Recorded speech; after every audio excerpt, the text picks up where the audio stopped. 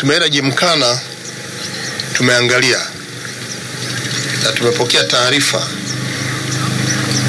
na amesema amefikia 80% na vifaa vingi kile unachokiuliza kiko store.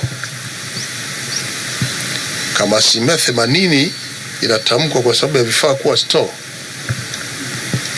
manake amenunua vitu vingi kufikia hatua hiyo. Hili jambo ni la dharura. Gymkhana kuna makubaliano yanafanywa kati ya Suba JKT pamoja na timu kutoka Uturuki. Ndio mheshimiwa. Sasa kwa hali hii na kwa maelezo ya kamanda ya kwa vifaa vipo, niwape kazi makatibu wakuu ya muda mfupi sana, kwa sababu jambo hili la dharura.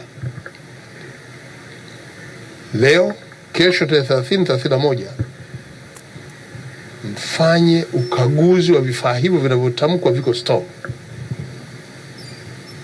Na kwa kuwa jambo hili kiutendaji liko kwenu, mlete taarifa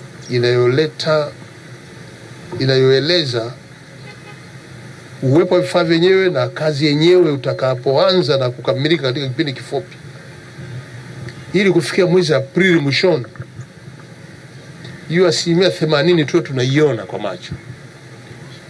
Lakini taarifa hii mimi nilipata tarehe 1 ya kuwepo kwa vifaa hivyo vilivyoko store.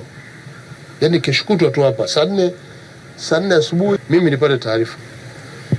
Kwa hiyo katibu mkuu Wizara ya Fedha, katibu mkuu Wizara ya Michezo, Utamaduni, Wizara ya Fedha, na katibu mkuu wa TFF tutaenda kumjulisha katibu mkuu au mkurugenzi wa miundombinu, naye aingie aje kujiridhisha hali hii.